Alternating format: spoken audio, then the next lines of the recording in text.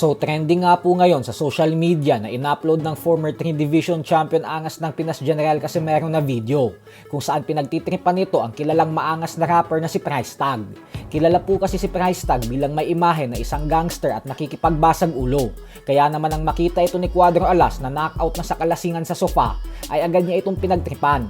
Ayon kay Casimero ay hindi niya pa nga daw sinusuntok, tulog na agad. Paano na lang umano kapag sinuntok niya daw ito? Bukod dyan ay lagi daw itong naghahamon ng away pero wala naman daw pala. Magkaibigan po ang dalawang ito at sadyang pinagtripan lang ni Casimero habang lasing.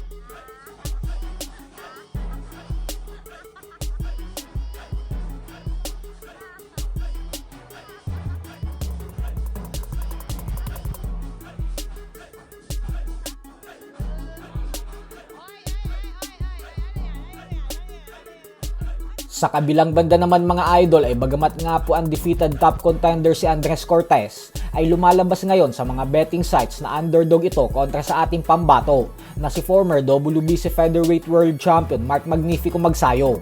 Kaya naman ibig sabihin po niyan ay mas madaming nagtitiwala at naniniwala kay Magsayo na tatalunin nito si Cortez. Gawa ng nilalagay nila ang kanilang mga bulsa kay Magsayo, dahilan kung bakit lumalabas bilang underdog si Cortez.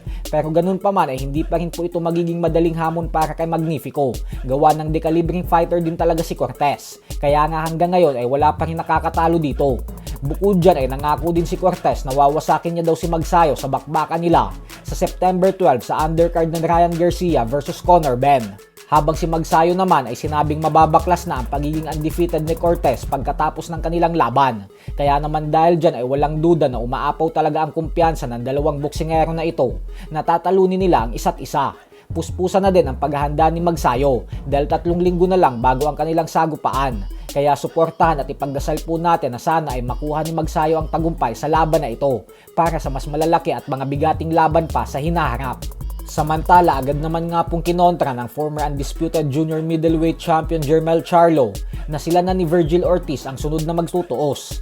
Matatandaan na kahapon lamang ay kinumpirma ng kampo ni Ortiz na aakyat na sila ng 160-pound middleweight division para lumaban sa buwan ng Nobyembre ngayong taon, kung saan target umano nila labanan si Jermell Charlo at Team Zoo.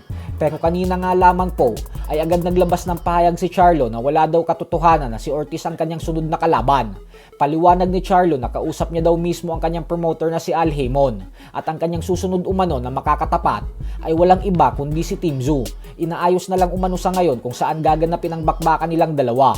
Ayaw po kasing dumayo ni Charlo sa baluarte ni Team Zoo sa Australia dahil umiiwas ito sa potensyal na lutuan kung sakaling umabot sa kamay ng mga hurado ang desisyon ng laban.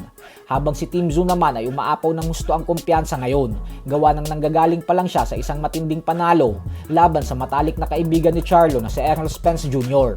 So hanggang dito na lang po muna tayo mga idol.